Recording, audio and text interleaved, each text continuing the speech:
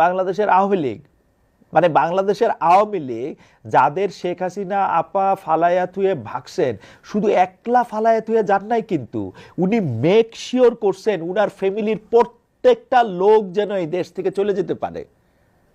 উনি make sure করছেন উনার ফ্যামিলির লোকদের প্রত্যেকজনই যাতে এই দেশ থেকে চলে গিয়ে বিদেশে আরাম আয়েশের সাথে দিন কাটাতে পারে।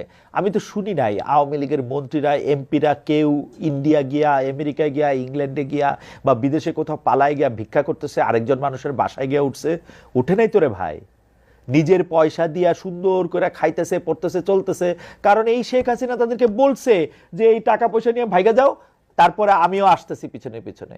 একজন একজন কর্মীরও বলে নাই যে 4 তারিখে বললে, 4 তারিখেও বলে নাই যে 5 তারিখে আমি চলে যাব।